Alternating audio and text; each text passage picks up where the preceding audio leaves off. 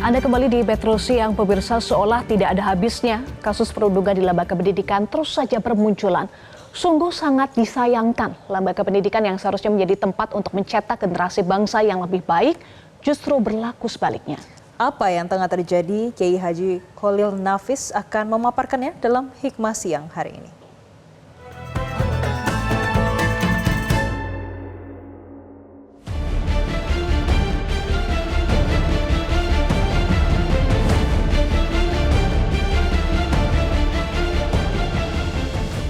Lembaga pendidikan yang seharusnya menjadi tempat bertumbuhnya dan berkembang potensi seseorang untuk menggapai cita-cita malah menjadi tempat perundungan. Kasus perundungan yang terjadi di lembaga pendidikan seakan-akan tak pernah ada habisnya. Selesai satu kasus, muncul berikutnya kasus lain. Nah, bagaimana pandangan Islam terkait dengan hal ini? Kami akan berbincang bersama dengan Rais Syuriah PBNU, Kiai Haji Muhammad Khalil Nafis.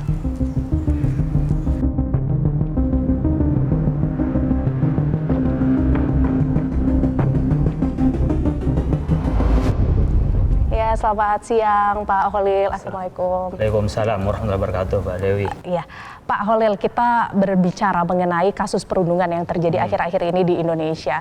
Nah, ada dari tingkat menengah Pak SMA, kemudian juga ada di tingkat perguruan tinggi. Nah, bagaimana pandangan Bapak dalam kacamata Islam terkait dengan kasus ini, Pak? Kita dalam pendidikan tuh harus kasih sayang ya. Jangan sampai dengan kekerasan. Sebagaimana disampaikan oleh Nabi itu Raufur Rahim, penuh kasih sayang. Apalagi anak-anak sekarang itu kan lebih senang berteman cara pendidikannya, pedagogi, meskipun anak-anak masih cukup kecil atau masih SD, SMP, tapi mereka senang diperlakukan sebagai orang dewasa. Caranya adalah bersahabat dengan teman. Seperti Rasulullah SAW itu ketika mendidik Hasan dan Husain, cucunya, Nabi itu kan bercanda. Nabi main kuda-kudaan, Nabi bersama dengan cucunya, dan Nabi sekarang kan bergaul tanpa ada batas. Jadi sebenarnya pendidikan kita itu pendidikan yang memberikan kasih sayang. Di sini bedanya antara pendidikan dengan pengajaran. Kalau pengajaran itu hanya transfer knowledge, pengetahuan ini dipindah ke orang lain. Mungkin sekarang sudah bisa dilakukan dengan beberapa teknologi termasuk artificial intelligence ya, atau dari aplikasi-aplikasi. Tetapi pendidikan itu tidak bisa dengan cara hanya memindah seperti knowledge tadi, tetapi ada latihan, kesadaran, ada perilaku yang dibentuk, sehingga di dalam Islam itu ada keterkaitan lah pendidikan itu dengan kasih sayang, pendidikan dengan pembentukan sikap, pendidikan dengan pengetahuan. Jadi pengetahuan itu di dalam Islam harus diamalkan. Jadi ilmu yang tidak diamalkan itu bagaikan pohon yang tak berbuah apa-apa gitu. Oleh karena itu ada proses pengamalan. Jadi di dalam pengajaran yang diterima oleh kita, apakah itu pendidikan itu berupa pengajaran itu berupa ilmu ketuhanan teologis, ilmu fikih atau ilmu matematika, itu juga ditransfer dengan baik, kemudian kita lakukan. Makanya kalau kita yang ngerti matematika ada ilmu waris, ada hukum waris dan seterusnya, bisa kita lakukan itu. Kemudian solusi apa Pak yang ditawarkan dalam pendidikan, terutama ilmu pendidikan berbasis Islam Pak, untuk menghentikan perundungan dalam menempuh pendidikan? Ya, saya pikir ayat yang pertama turun dalam Islam adalah Iqra, membaca.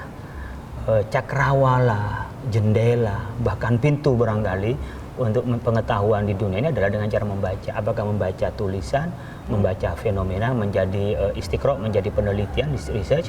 Bisa juga membaca dengan bagaimana yang menjadi fenomena alam ini, sehingga kita dapat melakukan peningkatan pengetahuan. Tapi iqra itu di dalam Islam pasti diawali dari kebenaran yang hakiki, yaitu adalah melalui Al-Quran dan hadis. Kemudian adalah ilmu-ilmu yang ada di masyarakat. Ada namanya adalah yang ilmu fardhu ain, ilmu yang menjadi kewajiban individu, ada ilmu yang sifatnya fardu kifayah, yang menjadi kewajiban kita secara kolektif itu. Tetapi ilmu ini tidak lepas dalam Islam dengan bismi rabbikal ladzi khalaq. Jadi dengan menyebut nama Allah. Jadi ilmu itu dipertanggungjawabkan kepada Tuhan, dipertanggungjawabkan kepada Allah Subhanahu wa taala. Baik ilmu sendiri yang kita akan terima, karena kita tidak boleh sembarangan terima ilmu, harus dari ahlinya, harus dari orang yang mumpuni di bidangnya. Kalau agama pasti lebih ketat lagi ya, dengan bagaimana validitas dari ilmu. Begitu juga di dalam ilmu itu, dalam ilmu ke profesi, keahlian dan seterusnya. Tapi jangan lepas ini ilmu semata, apalagi hanya orientasinya pada bayaran, itu akan menghilangkan esensi kita sebagai manusia yang punya rohani. Maka harus ada bismi rabbikal ladzi khalaq, menyebut nama Allah. jadi dipertanggungjawabkan kepada Allah. Kalau kita menjadi orang yang berilmu, kemudian mengamalkan ilmu, membantu orang lain, bisa mengajarkan pada orang lain, kita dedikasikan adalah untuk mendekatkan diri kepada Allah. Nah, yang sering kita ini lepas adalah ilmu hanya untuk mencari pekerjaan. Ilmu hanya untuk dipakai untuk menjadi profesi semata atau barangkali kebanggaan. Nah, ini seringkali menimbulkan strata, dan strata itu yang sifatnya leveling, kemudian ada senior, ada juga orang yang ekspor dan seakan-akan tak tersentuh. Ini biasanya berbuat seperti dewa. Nah, kalau kita ini ada bismi rabbikal ladzi khalaq, dengan menyebut nama Allah, kita ini hamba Allah, akan dipertanggungjawabkan di hadapan Allah. Maka cara kita mengemban ilmu penuh amanah, mencari orang untuk menerima ilmu kita itu bukan kita ingin disembah, tapi hanya ingin bagaimana ilmu kita bermanfaat menjadi sedekah jariyah. Jadi penuh kasih sayang karena kita ada mata rantai keilmuan. Tapi ketika ilmu semata-mata untuk duniawi, semata-mata untuk kebanggaan, ya kehebatan, mungkin ilmu yang kita terima tidak tambah dekat kepada Allah, tapi malah tambah jauh dari Allah, malah mungkin lebih jauh daripada kemanusiaan. Yang harusnya ilmu itu memanusiakan manusia. Tapi ketika ilmu tidak dibarengi dengan nilai-nilai keimanan, maka ilmu bukan tambah dekat kepada Allah, tapi jauh dari Allah. Ketika jauh dari Allah, jauh dari kemanusiaan, maka ilmu yang kita miliki itu bukan mendapat kebaikan, tapi keburukan. Orang yang pinter IT bukan bagaimana dia mengajarkan IT hidup lebih efektif, tapi menciptakan hacker. Nah, begitu juga mungkin orang yang punya keahlian di bidang medis, dia bukan malah dia mengobati orang, menolong orang, tapi adalah mengeksploitasi orang. Orang sakit malah diharuskan dengan bayar lebih mahal, atau mungkin juga dengan cara yang tidak baik cara mengobatinya, hanya untuk kepentingan pribadi.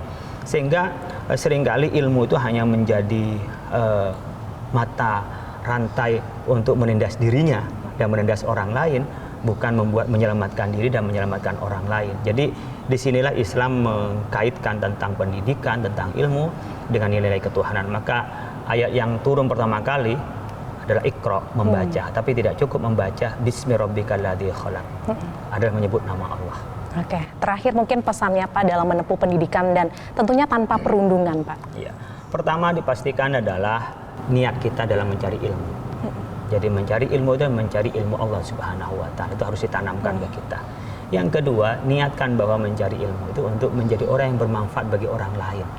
Sehingga makin banyak kita memberi manfaat, menjadi semakin kebahagiaan bagi kita yang lain kepada kita dan kita bermanfaat kepada orang lain.